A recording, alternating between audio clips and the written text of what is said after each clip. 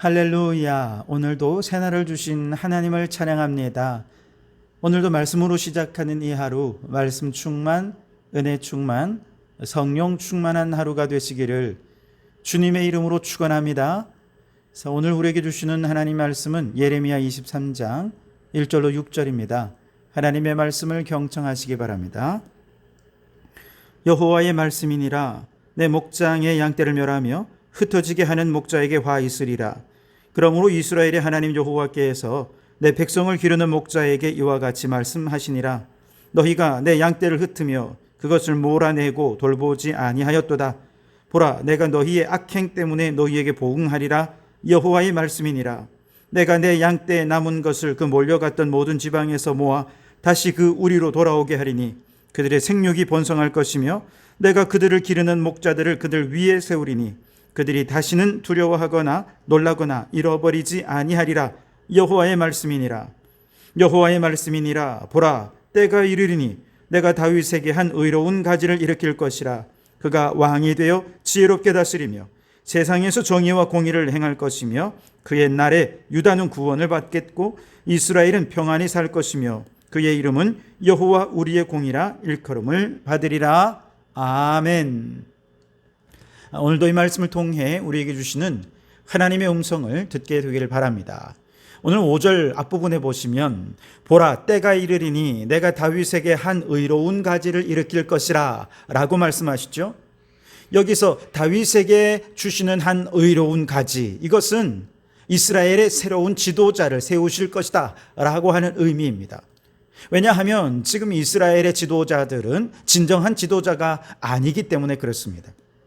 앞서서 21장 22장에서 유다의 마지막 네 왕에 대해서 우리가 함께 살펴보지 않았습니까? 여호아하스, 여호야김, 여호야긴, 그리고 시드기야 왕까지 우리가 살펴보았는데요. 이들은 왕으로서 그가 다스려야 할 백성들, 그의 양무리들을 제대로 다스리지 않았습니다.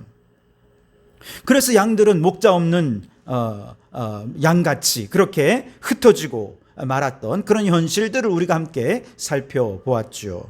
그래서 오늘 1절 2절 말씀에 보니까 여호와의 말씀이니라. 내 목장의 양떼를 멸하며 흩어지게 하는 목자에게 화 있으리라. 그러므로 이스라엘의 하나님 여호와께서 내 백성을 기르는 목자에게 이와 같이 말씀하시니라. 너희가 내 양떼를 흩으며 그것을 몰아내고 돌보지 아니하였도다. 보라, 내가 너희의 악행 때문에 너희에게 보응하리라. 여호와의 말씀이니라 그랬습니다. 여호아하스 왕과 여호야김 왕은 정말 믿음의 모범이 되는 좋은 아버지 요시야 왕을 두었으나 아버지로부터 아무런 선한 영향을 받지 못했습니다. 게다가 여호야김은 얼마나 악했던지 자기의 집은 크게 하면서도 백성을 위해서는 아무것도 안 했습니다. 자신을 위해서라면 정의와 공의를 무너뜨리는 것도 아무렇지 않게 행했고요. 탐욕과 욕망의 화신으로 살았습니다. 무주한 피를 흘렸고 압박과 포악을 행한 왕이었습니다. 그런데 그 아들 여호야긴은 아버지의 악행을 그대로 본받았습니다. 상황이 이러하다 보니 백성들은 그 누구도 의지할 곳이 없어져 버렸고 목자 없는 양같이 뿔뿔이 흩어져 헤맬 수밖에 없었던 것이죠. 이처럼 방황하는 양들에게는 언제든지 그 양을 노리는 짐승의 공격에 당할 수밖에 없는 것처럼 결국 목자를 잃은 이스라엘 백성들은 저 약탈자들에 의해서 패망할 수밖에 없었던 것입니다. 그런데 지금의 이 악한 목자로 인해 이스라엘은 결국 패망하겠지만 장차 하나님께서 이 다윗의 가문을 통해 한 의로운 가지, 새로운 지도자를 일으킬 것인데 하나님께서 새롭게 일으켜주실 이 새 지도자는 기존의 악한 목자들과는 달리 선한 목자가 될 것이라고 말씀하시는 것이죠. 그렇다면 하나님께서 일으킬 한 의로운 가지, 선한 목자는 악한 목자와 어떻게 다를까? 우선 첫째는요, 흩어져 방황하는 양들을 다시 불러 모아 생육하고 번성하게 할 것입니다. 3절과 4절에 보시면 내가 내 양떼에 남은 것을 그 몰려갔던 모든 지방에서 모아 다시 우리로 돌아오게 하리니 그들의 생육이 번성할 것이며 내가 그들을 기르는 목자들을 그들 위에 세우리니 그들이 다시는 두려워하거나 놀라거나 잃어버리지 아니하리라. 여호와의 말씀이니라 그랬습니다. 목자를 잃고 흩어진 양떼는 매 순간 자신을 해칠 짐승의 공격을 두려워하고 불안해하면서 그저 작은 소리에도 깜짝깜짝 놀랍니다. 그러다가 결국 어떤 양들은 짐승의 먹이가 되어버리는 불행한 일을 겪게 되기도 하지요. 그런데 어느 날 목자의 음성이 들립니다. 짐승의 소리가 아니라 목자의 소리가 들리는 거예요. 두려움과 불안에 떨던 양들에게 이 음성 얼마나 반갑겠습니까? 목자는 흩어진 양떼들을 일일이 찾아다니며 그의 우리로 불러 모아서 목자가 지키는 우리 안에서 안전하게 그들을 지켜줄 것입니다. 그 목자의 품 안에서 다시 양들은 평안을 되찾고 그 평안 속에서 생육하고 번성하게 될 것이다 라고 말씀하시는 것이죠. 마찬가지로 선한 목자로 세워지는 이스라엘의 새로운 지도자를 통해 이스라엘은 다시 왕 되신 하나님의 믿음의 울타리 안으로 들어와서 그 믿음 안에서 안전하게 될 것입니다.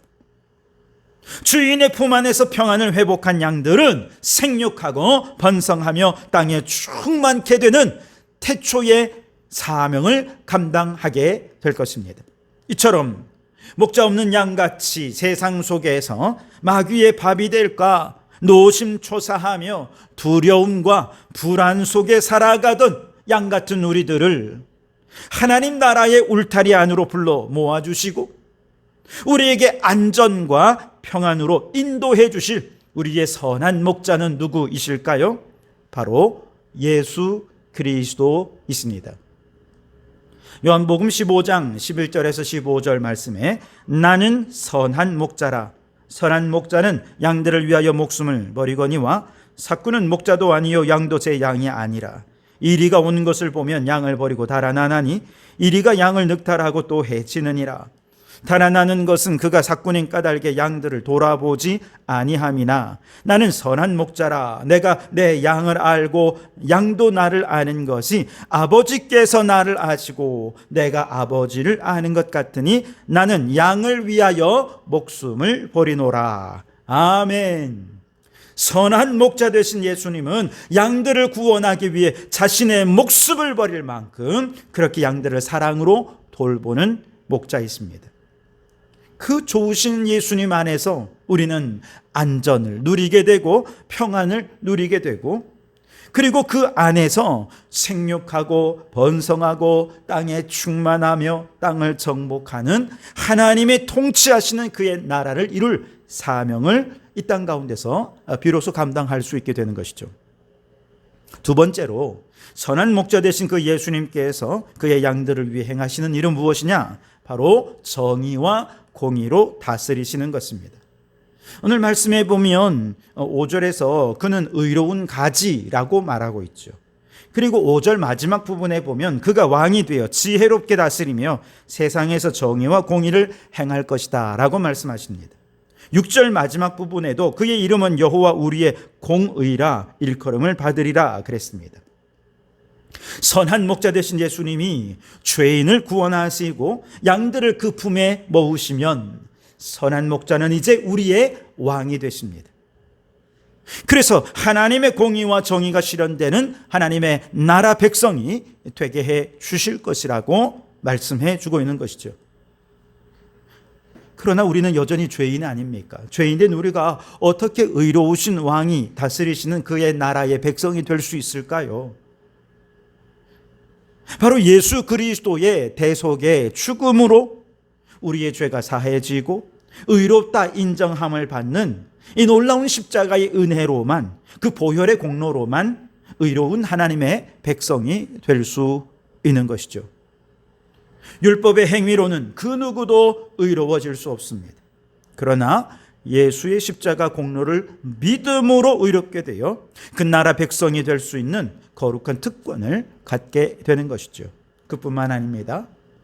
이렇게 믿음으로 의롭다 인정함을 받은 성도들은 이제 나의 죄악된 옛자는 십자가의 못을 받고 내 안에 예수께서 거룩한 영으로 들어오셔서 내 몸을 성전 삼고 내 안에 거주하시면서 우리의 영과 혼과 육을 온전히 다스리시고 통치하시는 왕이 되십니다.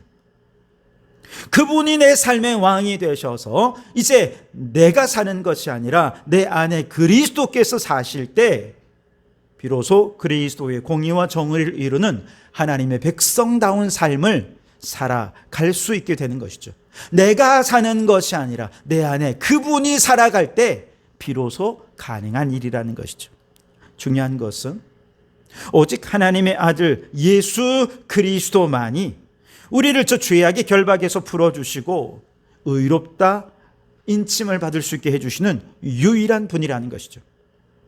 애굽의 노예로 살던 이스라엘을 자유케 하신 하나님께서 그 절대 주권으로 그들을 자유케 하신 것처럼 바벨론의 포로가 되어 절망 속에 살아가던 이스라엘 백성들을 회복시켜 주신 하나님께서 그 하나님의 절대 주권으로 이 백성들을 회복시켜 주셨던 것처럼 이제는 사탄의 노예가 되고 죄악의 포로가 되어 살아가던 우리, 절망 가운데 살아가던 우리를 한 의로운 가지 되시는 예수 그리스도를 하늘 보좌를 버리시고 이 땅에 보내어 주셔서 십자가에서 물과 피를 다 쏟아 우리를 위해 생명 바쳐 희생하심으로 바로 그 십자가 보혈의 능력으로 우리를 죄에서 구원하시고 우리를 마귀 사탄의 권세에서 자유하게 하셔서 의롭다 인정함을 받게 해 주신 것이죠.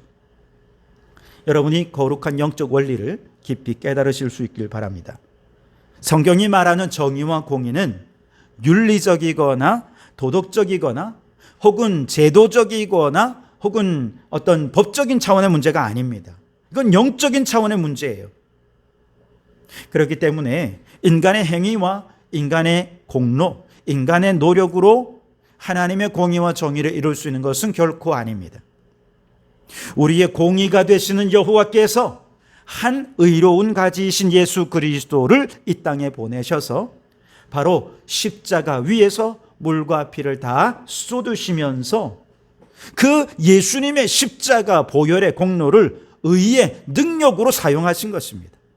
그래서 누구든지 예수님의 십자가와 그 보혈의 공로를 믿는 믿음을 가진다고 한다면 그 믿음으로 예수님을 내 안에 영접하게 되고 의로운 자가 됩니다.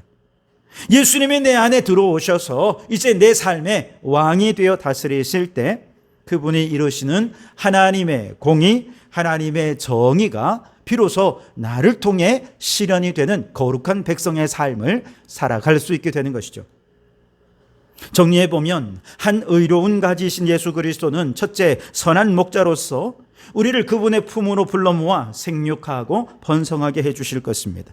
둘째로 그분은 마귀의 노예요 죄의 포로가 되었던 우리를 십자가 보혈의 공로로 구원하시고 이제 우리 안에 들어오셔서 우리의 왕이 되어 우리를 다스리고 통치하심으로 이 세상에 정의와 공의를 이루는 삶을 살게 해 주실 것입니다. 그러니 그 예수님이 이 죄악된 세상의 유일한 희망이요 소망인 것이죠. 그러니 여러분, 우리의 희망이신 예수님을 더욱 사랑하시기 바랍니다. 주님의 말씀에 더 순종하시기 바랍니다. 왕 되신 주님의 명령에 아멘으로 순종하는 곳곳마다 하나님의 공의와 정의가 나타나고 하나님의 나라가 이루어지게 될 줄 믿습니다. 오늘도 우리를 구원하신 그 은혜에 감격하면서 주님의 명령에 순종하여 하나님의 나라를 이루어가는 우리 성도들도 살아가는 우리 거룩한 하나님 백성이 되시기를 주님의 이름으로 축원합니다. 기도하겠습니다. 하나님, 패역하고 타락한 세상 속에 한 의로운 가지신 예수 그리스도를 우리에게 보내주시니 감사합니다. 선한 목자 되신 예수님께서 우리를 그의 우리에 불러 모아 생육하고 번성하게 해주시니 감사합니다.